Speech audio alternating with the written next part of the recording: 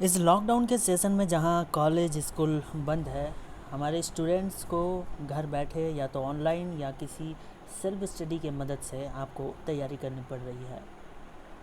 तो आइए हम इस बीच में अपने इस यूट्यूब के माध्यम से आपको ऑनलाइन तैयारी की एक अलग दिशा और नज़रिया पेश कर रहे हैं, जहां पे आपको टेक्निकल और नॉन टेक्निकल हर तरह के सब्जेक्ट्स को इस चैनल के माध्यम से हम लोग कोशिश करेंगे कि आप तक वो नॉलेज और क्लासेस पहुंचाया जाए आपके घरों तक। तो इसके लिए आपको फ्री ऑफ कॉस्ट इस चैनल में आपको मिलेगी क्लासेस। और अभी मैं जो डिस्कस करने वाला हूँ यहाँ पे आपके सामने जो स्क्रीन में दिख रहा है, ये 4th semester diploma electrical and electronics engineering की सिलेबस है। आप कमेंट कर सकते हैं आपको अगर कोई और सिलेबस के बारे में जानना हो या कोई और सब्जेक्ट के बारे में आपको वीडियो चाहिए, तो हम यहाँ पे डिस्कस करेंगे। अगली वीडियो आपके कमेंट के अकॉर्डिंग ज़रूर बनेगी और आपकी जो भी प्रॉब्लम्स होगी उसके ऊपर भी सॉल्व ज़रूर करेंगे। तो hello everybody, this is S के शाह और मैं आप सभी को इस यूट्यूब चैनल के माध्यम से आपको ऑनलाइन क्लास दिया करूँगा प्रत्येक दिन। तो ये सबसे पहले हम लोग आज यहाँ पर डिस्कस करेंगे कि टेक्निकल सब्जेक्ट्स में हम लोग क्या क्या पढ़ेंगे और ऑनलाइन क्लासेस में क्या क्या हम लोग देखेंगे। तो जैसा कि मैंने पहले बता दिया, ये पीडीएफ अगर आपके पास ये सिलेबस 4th सेमेस्टर ट्रिपल यानी इलेक्ट्रिकल एंड इलेक्ट्रॉनिक्स डिप्लोमा का सिलेबस है, अगर आपके पास नहीं है तो आप कमेंट बॉक्स में नीचे लिखें, मैं आपको प्रोवाइड कराऊंगा, या तो डिस्क्रिप्शन बॉक्स में मैं इसका लिंक दे दूंगा। जैसे कि आप देख रहे हैं यहाँ पे 10 सब्जेक्ट्स है, जिसमें कि 5 मेन सब्जेक्ट है, बाकी लेबोरेटरीज एंड अलग प्रोफेशनल स्किल्स के सब्जेक्ट्स हैं। तो इस सिलेबस के बारे में 2 मिनट में चर्चा करूंगा, इसके बाद फिर मेन टॉपिक और मेन सिलेबस के बारे में भी हम लोग नीचे जानकारी लेंगे। इस पीडीएफ में पूरा दिया गया है, आपको ये पीडीएफ मैं प्रोवाइड कर दूंगा नीचे डिस्क्रिप्शन बॉक्स में। Network theory, electrical machine and digital circuit and micro processor, electrical estimation and costing, power system, network theory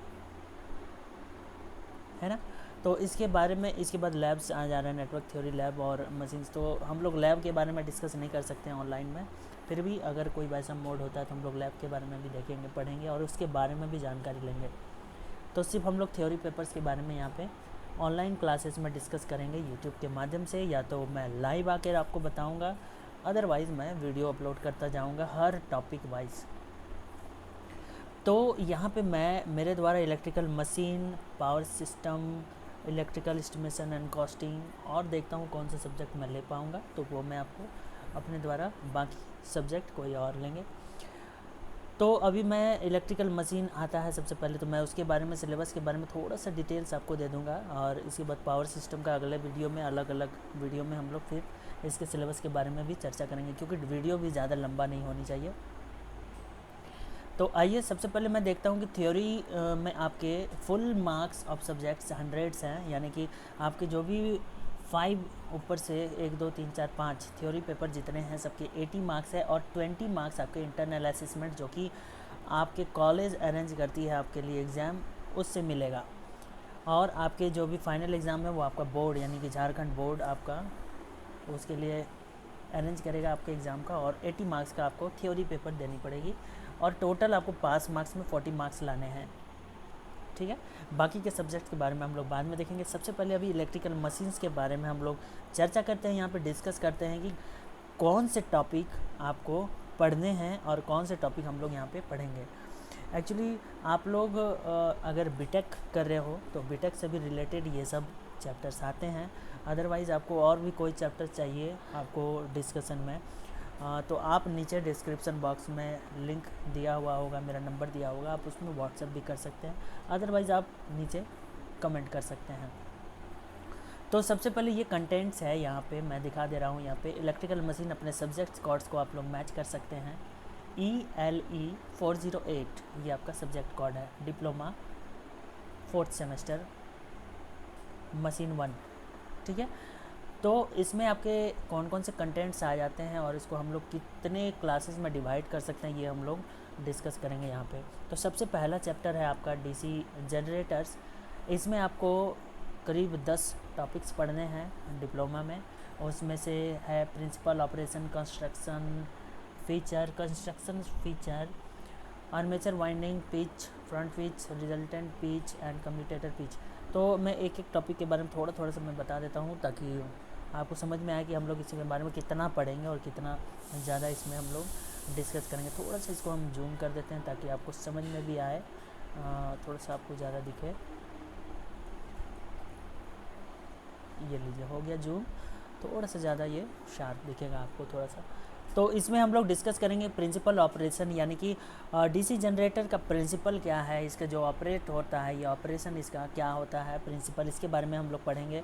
constructional features, इसके बारे में हम लोग डायग्राम पढ़ेंगे और इसका कंस्ट्रक्शनल फीचर्स के बारे में हम लोग डिस्कस करेंगे।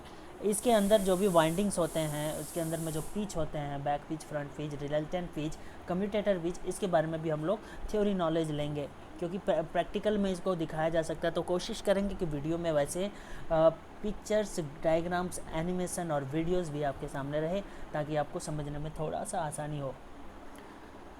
अब हम लोग वाइंडिंग जो होता है उसके अंदर में simple lap winding, wave winding, ये सब के बारे में भी हम लोग पढ़ेंगे। वाइंडिंग डायग्राम भी हम लोग पढ़ेंगे, उसके बारे में कुछ न्यूमेरिकल्स भी सॉल्व करेंगे। Different types of DC machines के बारे में पढ़ेंगे, जैसे कि शंट, सीरीज, कंपाउंड मशीन्स क्या होते हैं। आर्मेचर रिएक्शंस पढ़ेंगे हम लोग डीसी मशीन एंड कम्यूटेशंस के बारे में, ठीक है। मेथड्स ऑफ इम्प्रूविंग कम्यूटेशन के बारे में हम लोग पढ़ेंगे। रेजिस्टेंस एंड ईएमएफ कम्यूटेशंस क्या होते हैं, इसके बारे में भी हम लोग डिटेल्स जानेंगे, कि हम लोग इसके बारे में जितना भी थ्योरी है, जितना भी इक्वेशंस है, रिलेशंस है, सब हम लोग इसके बारे में पढ़ेंगे। अब 8th नंबर टॉपिक जो कि डीसी जनरेटर के अंदर आता है, Interpol's and compensating winding, characteristics of DC generators and use of different types of DC generators. Actually हम लोग जितना भी इंजीनियरिंग में हम लोग टॉपिक्स पढ़ते हैं तो हम उसके एप्लीकेशंस और उसके कैरेक्टरिस्टिक्स के बारे में ज़रूर पढ़ते हैं, यानी कि उसका एडवांटेज क्या है, डिसएडवांटेज क्या है, उसको हम लोग कहाँ यूज़ करते हैं, हम लोग किस तरह से यूज़ करते हैं, तभी हमारा वो पूरा कॉन्सेप्ट क्लियर होगा। कॉन्सेप्ट ऑफ क्रिटिकल रेसिस्टेंस, इसके बारे में भी पढ़ेंगे। Cause of failure of development of EMF, यानी कि जो ईएमएफ प्रोड्यूस होता है हमारे पूरा कॉम्पैक्ट उस मशीन में, ठीक है, तो उसका डेवलपमेंट ईएमएफ के बारे में क्या क्या रिएक्शन के कारण में कैसे वो प्रॉब्लम आता है, वहाँ पे फेलियर कैसे होता है। Losses and efficiency of DC machines, conditions for maximum efficiency, parallel operation of DC generators. तो हम लोग डीसी मशीन के बारे में जब पढ़ेंगे तो उसमें एफिशिएंसी पढ़ेंगे, उसका एफिशिएंसी कैसा होता है, उसका लॉस कैसे होता है, उसका मैक्सिमम एफिशिएंसी किस कंडीशन में मिलता है हमें, और पैरेलल ऑपरेशन हम लोग कैसे करेंगे, यानी कि पैरेलल कनेक्ट करके हम लोग उसका यूज़ कैसे करेंगे डीसी जनरेटर्स का। तो ये रही बात डीसी जनरेटर्स के बारे में। जल्दी हम सारे टॉपिक्स के लगभग 4 चैप्टर हैं इसमें, तो थोड़ा सा बता देते हैं, डिस्कस कर देते हैं सिलेबस के बारे में कि हम लोग आगे क्या और डिस्कस करेंगे। डीसी मोटर्स के बारे में ठीक उसी तरह डीसी मोटर्स का प्रिंसिपल जानेंगे, सिग्निफिकेंस जानेंगे, उसका बैक ईएमएफ क्या होता है डीसी मोटर में, इसके बारे में जानेंगे हम लोग। वोल्टेज इक्वेशन क्या होता है मोटर का, उसके बारे में जानेंगे। टॉर्क का equation, armature torque and shaft torque क्या होता है, इसके बारे में भी हम लोग जानेंगे।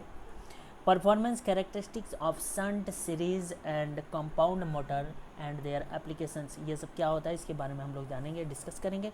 Method of starting shunt, series and compound Motors, इसके बारे में भी हम लोग जानेंगे। स्टडी ऑफ स्टेटस का जो भी होता है, 3.4 point status and drum control type status क्या होता है, प्रॉब्लम्स इन स्टेटस क्या होता है, ये सब हम लोग डिस्कस करेंगे हम लोग यहाँ पे। Speed control of DC shunt motor, या जो डीसी शंट मोटर के बारे में पढ़ेंगे उसमें स्पीड कंट्रोल कैसे होता है, उसमें कौन कौन सा मेथड्स हैं, यहाँ पे 2 मेथड्स बताए गए हैं यहाँ पे, यानी कि 7th टॉपिक के अंदर में 2 टॉपिक है, flux control method and armature voltage, यानी कि जिसको हम लोग रियोस्टिक बोलते हैं, रियोस्टैटिक कंट्रोल मेथड, इसके बारे में हम लोग पढ़ेंगे। वार्ड लियोनार्ड विधि, ये बहुत फेमस है ये मेथड, और आपको प्रैक्टिकल लैब्स वगैरह में भी इसको हम लोग पढ़ते हैं, या उसके बारे में भी हम लोग प्रैक्टिकल करते हैं। तो ये भी हम लोग लैब मेथड से थोड़ा हट के हम लोग ये टेक्स्ट मेथड, यानी कि जो हम लोग बुक के द्वारा जो भी आता है थ्योरी रूप में हम लोग इसको पढ़ेंगे। स्पीड कंट्रोल क्या होता है सीरीज मोटर का, उसमें फ्लक्स का क्या रोल होता है, सीरीज पैरेलल कंट्रोल, ये सब मेथड हम लोग पढ़ेंगे कि कैसे हम लोग कंट्रोल कर सकते हैं स्पीड को मोटर्स के बारे में। बाकी और कुछ टेस्ट है, जैसे efficiency of DC machine by brake test के द्वारा। इसके बाद स्विनबर्न्स टेस्ट, इसके बारे में भी हम लोग जानेंगे।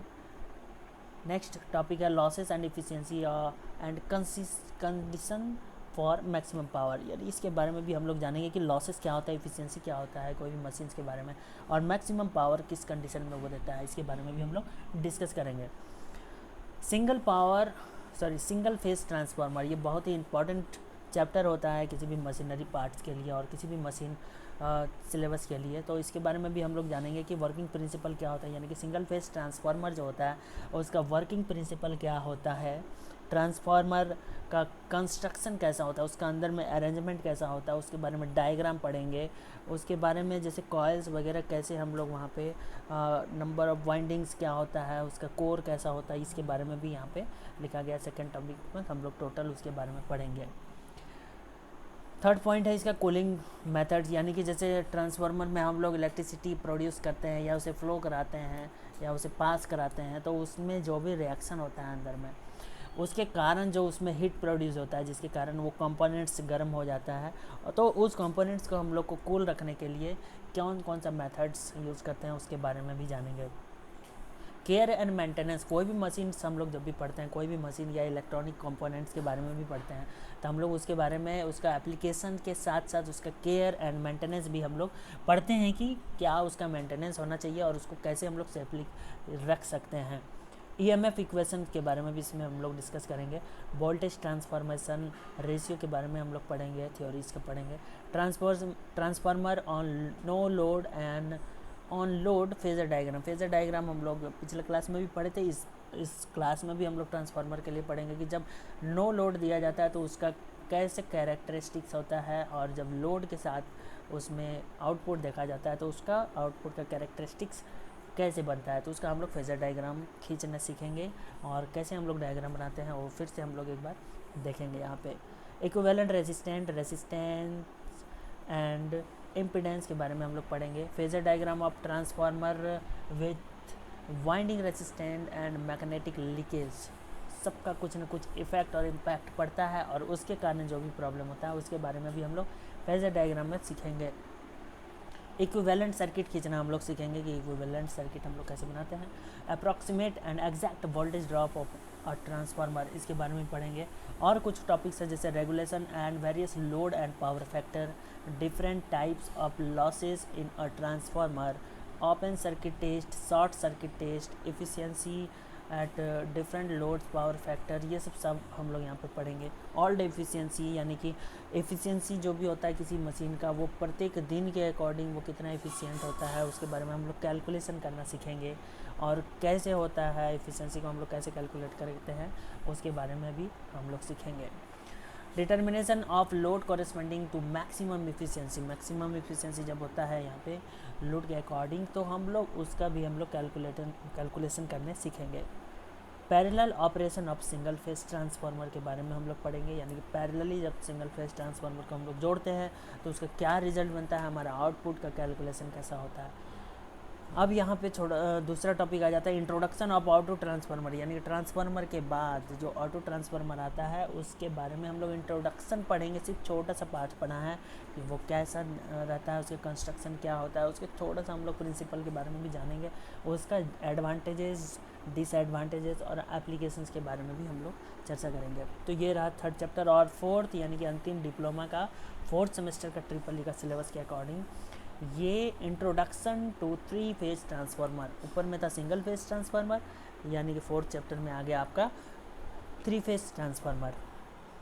इसके बारे में भी हम लोग पढ़ेंगे। इसमें जैसे कंस्ट्रक्शन, प्रिंसिपल ऑफ ऑपरेशन क्या होता है इसका 3 फेज ट्रांसफार्मर का, पैरेलल ऑपरेशन क्या होता है, इसके बाद कनेक्शंस इसका कैसे रहता है, इसका एप्लीकेशंस क्या है। यहाँ तक तो आप ऊपर में भी आप लोग सिंगल फेज में ऐसा सिलेबस का था। अभी हम लोग देखते हैं वेरियस कनेक्शन ऑफ ग्रुप, जैसे कौन कौन से हम लोग कनेक्शन कर सकते हैं किस किस ग्रुप के साथ। हम लोग 3 फेज ट्रांसफार्मर जब पढ़ेंगे तो उसके बारे में भी जानेंगे। Choice of connection star delta connection, यानी कि स्टार कनेक्शन देखेंगे, स्टार डेल्टा कनेक्शन देखेंगे, इसके बाद स्कॉट कनेक्शन देखेंगे, इसके बाद सिंगल फेज से 3 फेज कन्वर्जन का हम लोग जानेंगे कि कैसे हम लोग कन्वर्ट करते हैं, और 2 फेज से 3 फेज कैसे करते हैं वो भी हम लोग जानेंगे, यानी कि 3 phase two 2 phase conversion and 2 phase two 3 phase conversion हम लोग सीखेंगे, कैसे हम लोग कन्वर्ट करते हैं और उसका कैलकुलेशन हम लोग कैसे करते हैं। फिर उसके बारे में हम लोग एप्लीकेशंस भी देखेंगे। फिर parallel operation of 3 phase transformer and it's conditions भी हम लोग डिस्कस करेंगे, यानी कि पैरेलल ऑपरेशन जब होता है 3 फेज ट्रांसफार्मर्स को जब हम लोग जोड़ते हैं पैरेलल में, तो उसका कंडीशन कैसा होता है, उसके आउटपुट क्या होते हैं। तो यहाँ पे जितना भी सिलेबस हम लोगों ने यहाँ पे डिस्कस किया वो थोड़ा सा ज़्यादा लेंदी होता है, यानी कि एक टॉपिक यानी कि डीसी जनरेटर्स के बारे में जब हम लोग पढ़ेंगे तो उसमें लगभग 10 टॉपिक्स है उसके अंदर में, एक चैप्टर के अंदर में। तो हम लोग इसको एक बड़ा वीडियो में हम लोग इसको नहीं पढ़ा पाते हैं, यानी कि बता नहीं पाएंगे, क्योंकि यहाँ पे अकॉर्डिंग टू सिलेबस इसको 12 घंटे में ख़त्म करना पड़ता है हमें कॉलेज में, ठीक है। तो हम लोग कोशिश करेंगे इसको 4-5 पार्ट में वीडियो में, या तो लाइव आके या तो 4-5 पार्ट में हम लोग इसको डिस्कस करेंगे। और वीडियो का क्वालिटी जो रहेगा उसमें एनिमेशंस और कुछ वैसा पिक्चोरियल डायग्राम्स के द्वारा हम लोग समझाने की कोशिश करेंगे, ताकि आपको थोड़ा सा और आसानी होगा इसके बारे में टोटल जानने के लिए। तो ये था syllabus 4th semester triple E का, यानी कि जो डिप्लोमा कर रहे हैं उनके बारे में, और दूसरे सब्जेक्ट के बारे में हम लोग फिर डिस्कस करेंगे नेक्स्ट वीडियो में। तो तब तक के लिए आपको फ्री ऑफ कॉस्ट ये क्लास मिलने वाला है यूट्यूब चैनल स्टडी टिप्स के माध्यम से। आप लोग ज़रूर सब्सक्राइब कीजिए इस चैनल को और बेल आइकन ज़रूर प्रेस कीजिए, क्योंकि जब मैं इस चैप्टर से रिलेटेड कोई भी वीडियो डालूंगा तो आपको उसका नोटिफिकेशन मिलेगा और एट ए टाइम आप उसको देख सकते हो, चेक कर सकते हो। तब तक के लिए all the best, all the very very best. आप जहाँ भी हैं सतर्क रहिए, सुरक्षित रहिए और अपने परिवार के साथ खुश रहिए। तब तक के लिए thank you so much. Have a nice day.